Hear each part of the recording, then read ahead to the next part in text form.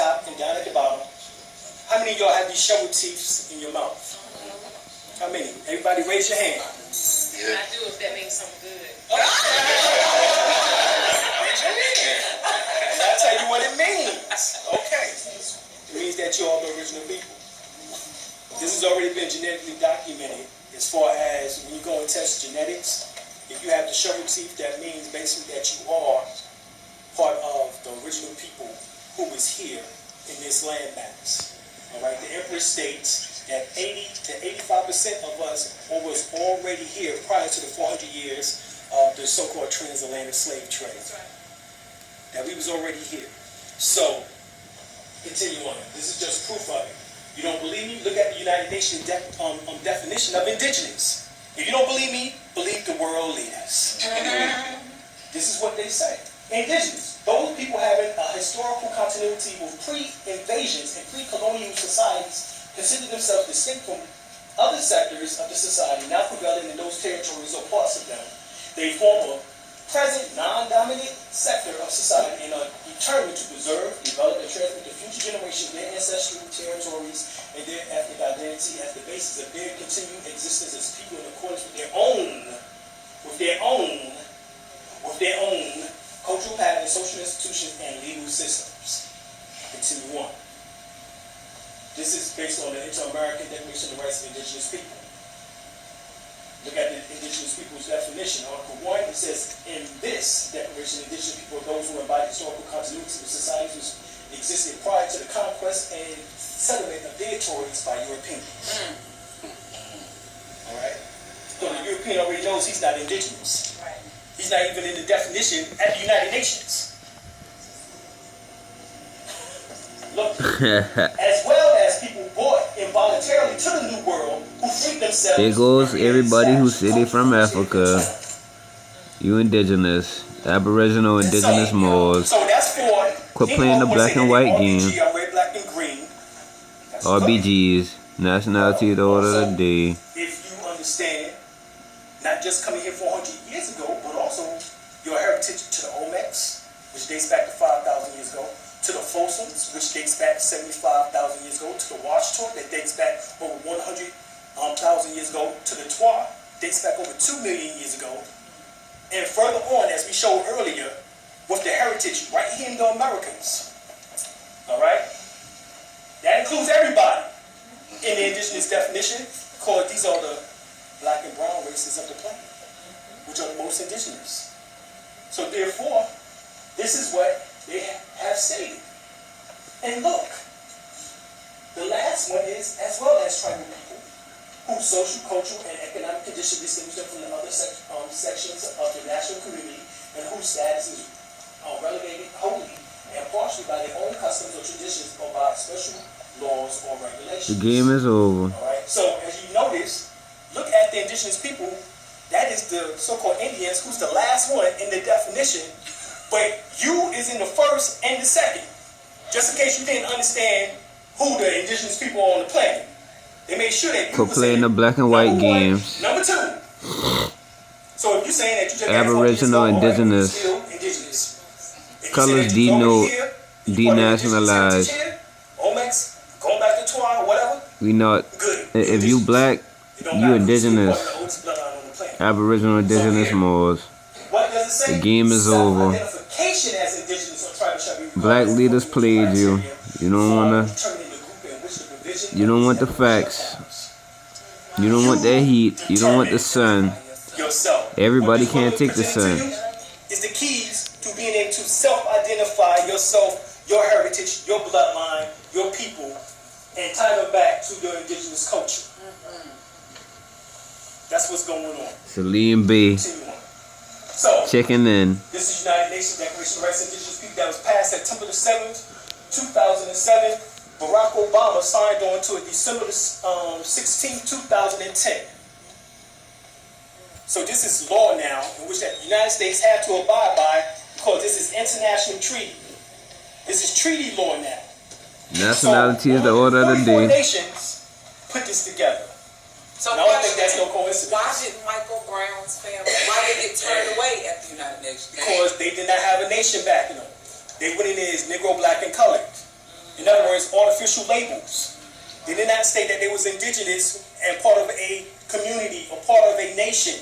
You can't go to the United Nations as an individual. You have to go to the United Nations as a nation. You have to fall back into the family of nations. Yes, right. Prophet Noah You have to fall back Jawali. into the family of nations. So, as you seen, they was upset. They said, we ain't even get a handshake. We ain't get no sympathy. No, because they was expecting that if you did come, you have come as a nation. Where is your people at? Where are your people?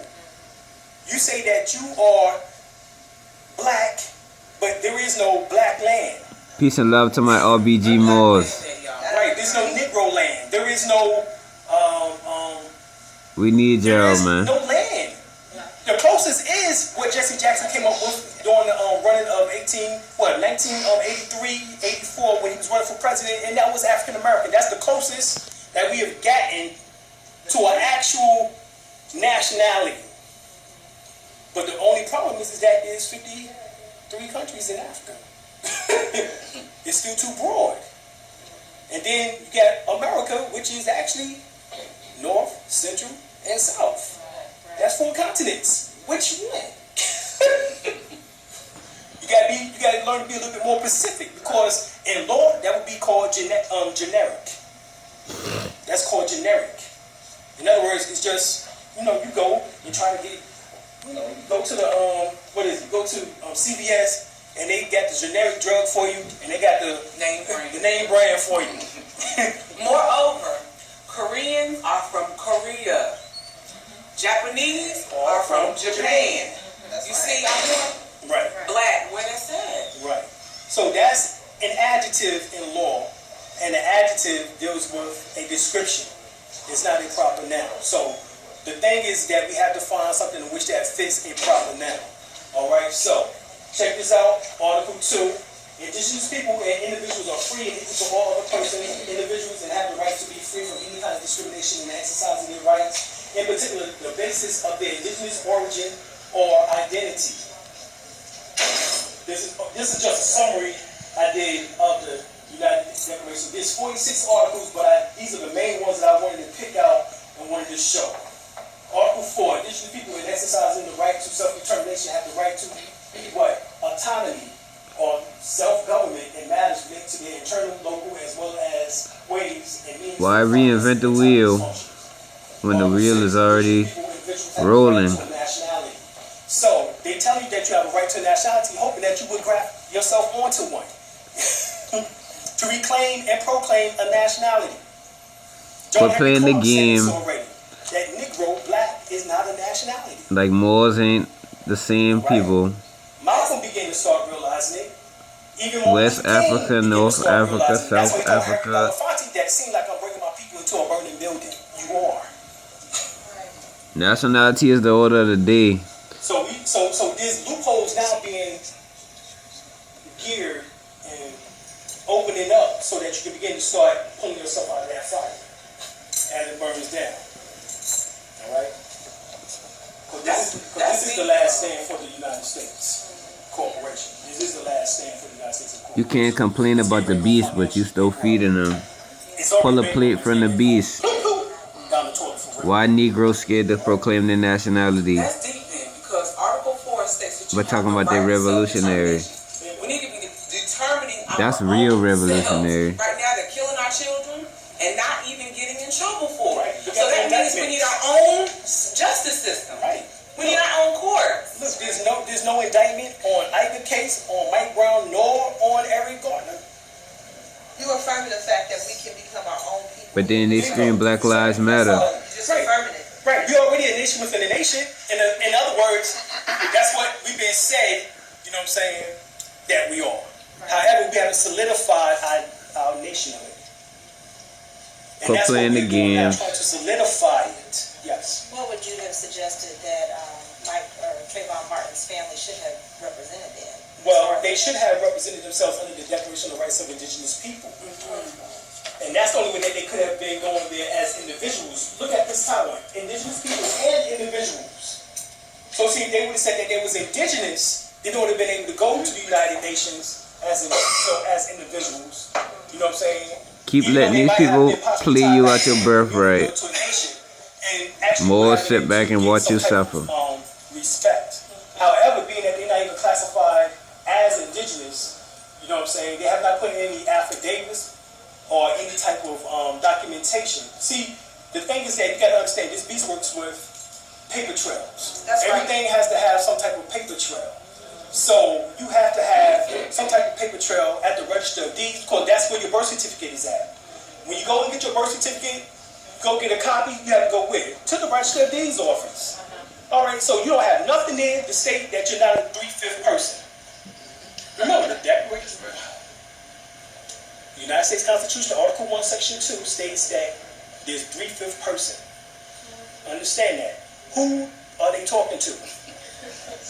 Talking to us, right? So you don't have nothing on record stating that you're not 3/5 person. So you go to court, they got the birth certificate, they start to adjudicate. I got jurisdiction over you. In other words, I'm the master, you're the slave. You get ready to take you behind the jail. And you have no rights in which you have are no- bound to respect. Bingo. This Dred is Scott written case. in their laws. Dred Scott case.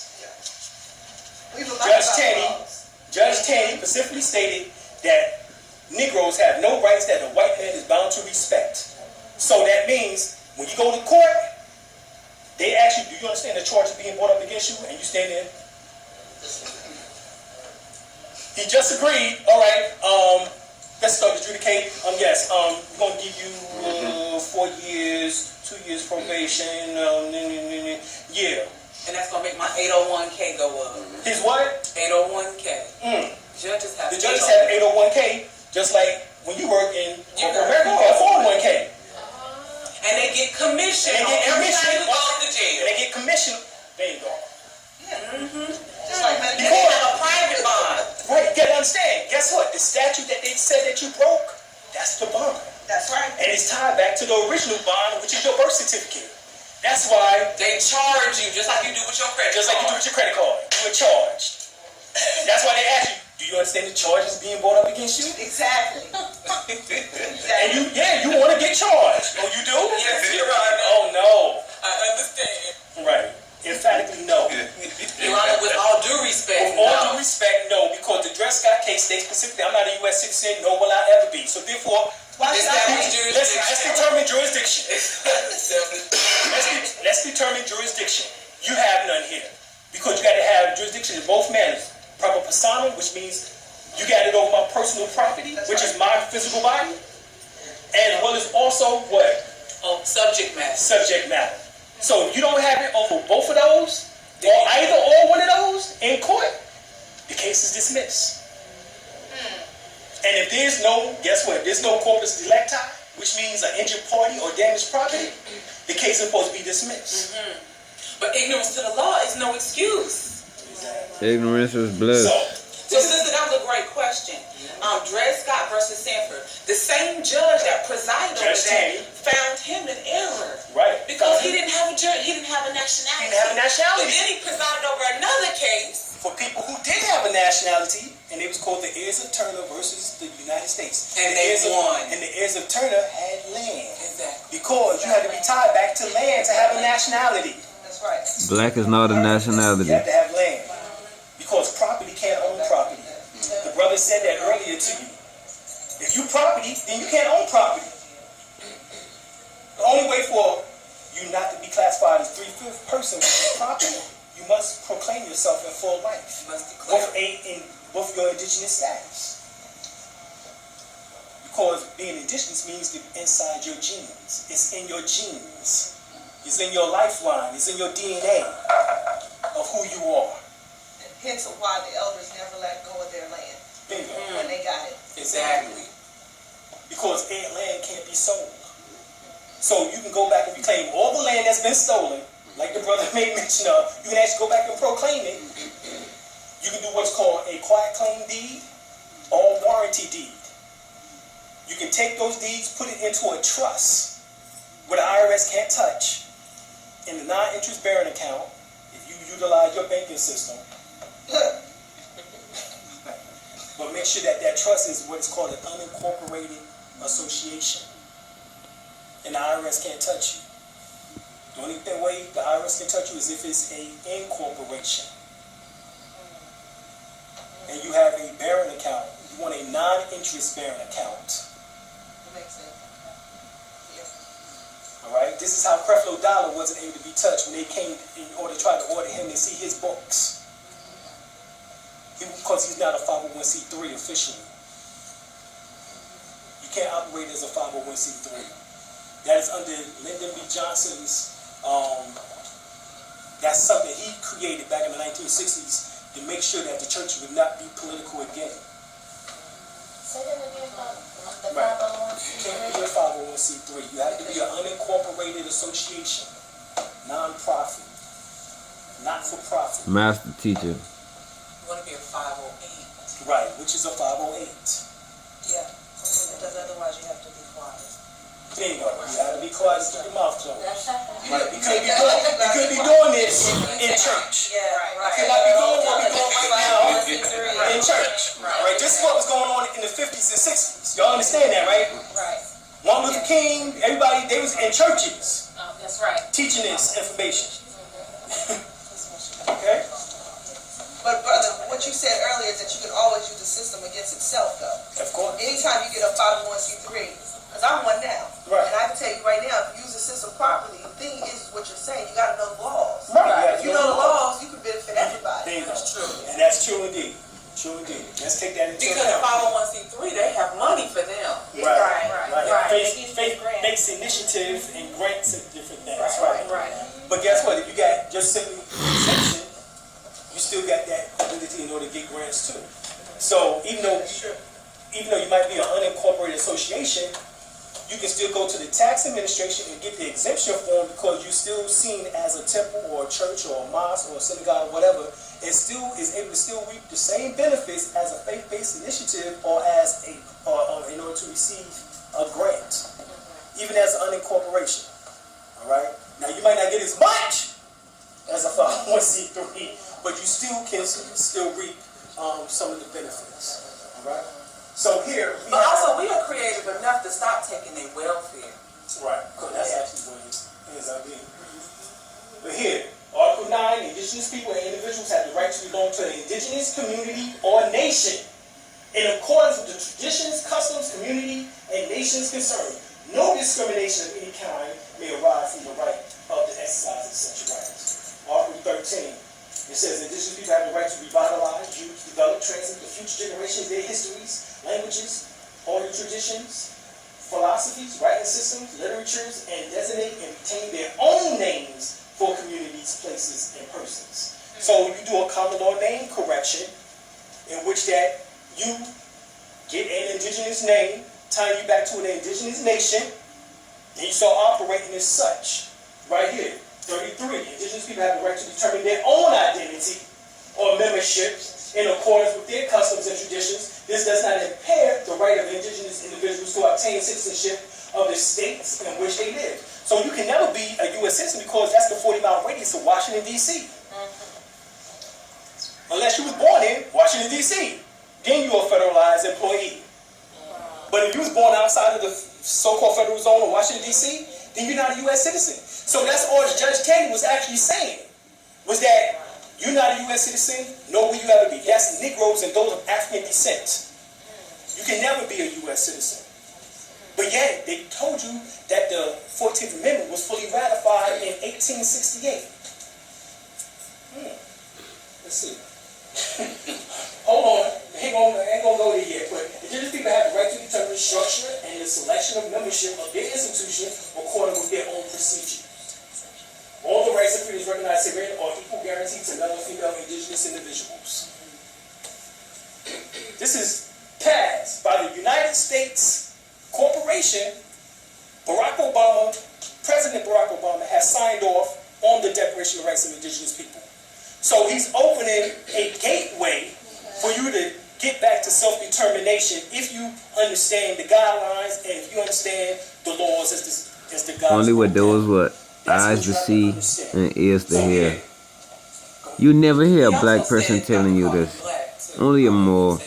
Yeah, he was on the Tom Jordan When he Morning first Show. was elected 2008. Right, when it was in 2008. Right, he said, They said, what color you want to be? Right. What color are you? Right. What you want to be called? Negro, black. Tom Jordan gonna be joking. So he's like, well, don't call me black. He said black don't have an ethnicity, no land mass. Now, he's trying to explain, he's trying to give you the clue. Without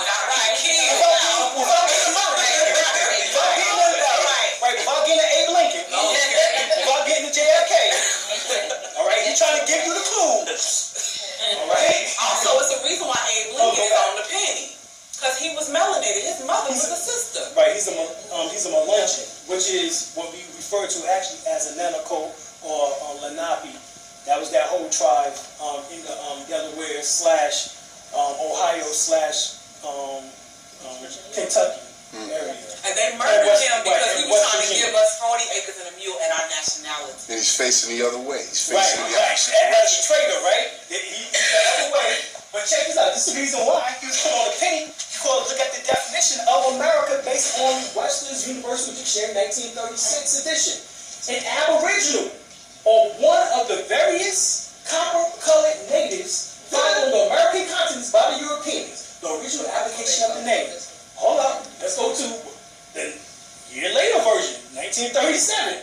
It tells you the later name of the application. It says aboriginal, one of the various copper-colored natives found on the American continent by the descendants of European settlers. The following is the original application of the name Meru.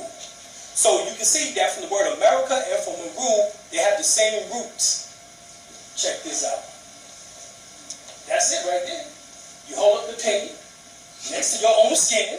You will find that you're one of the copper-colored natives that was here prior to who? The Europeans. Alright? You don't believe me? Go to a book. This is based on ancient America. Let's look down here.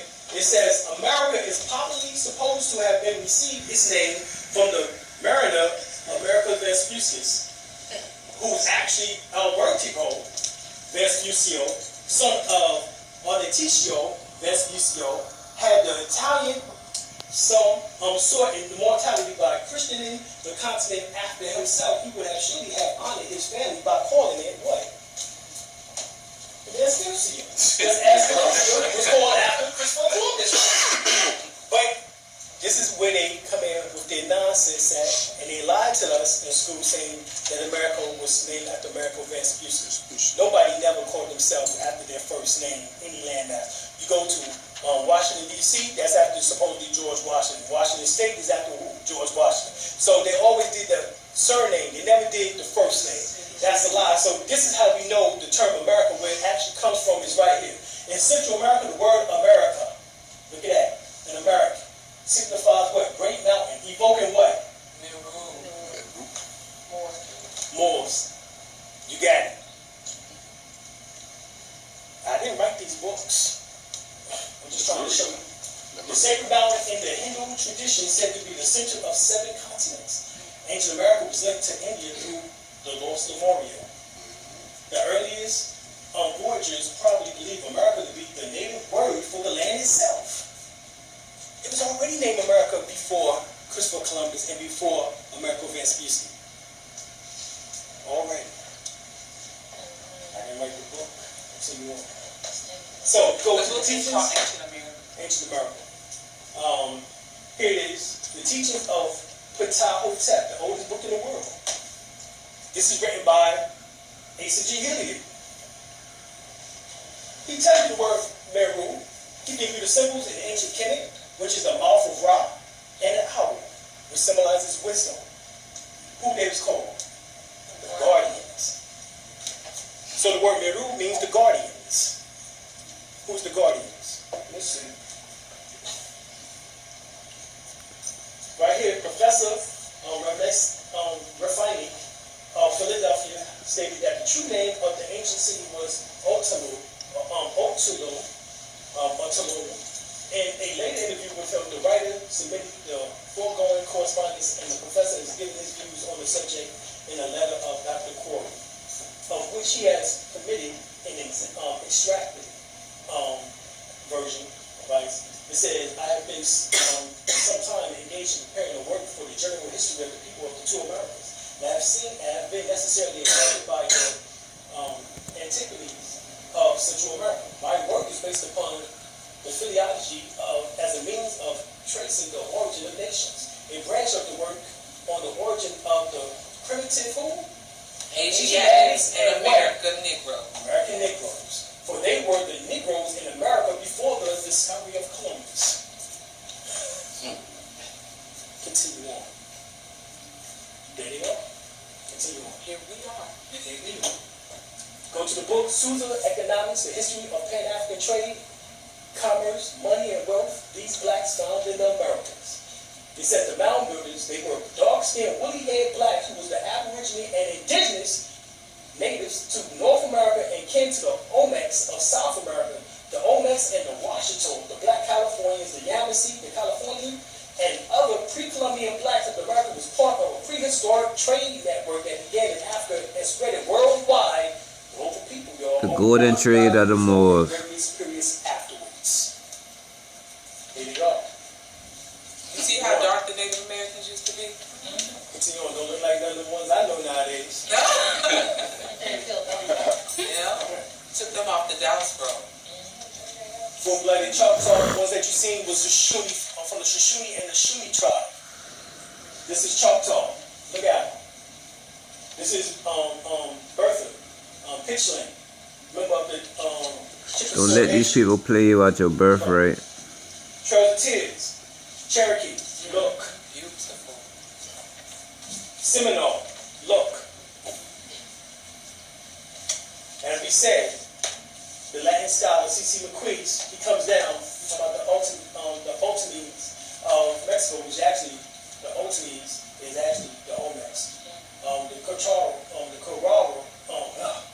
Caraco of Haiti, the Mataya of Brazil, and the Albino of the Albions of Panama, he states are the remains of the Aboriginal Negro race of which they developed the race or American race, as he states. That's from his book on the study of archaeology and ethnicity. Continue on. Look.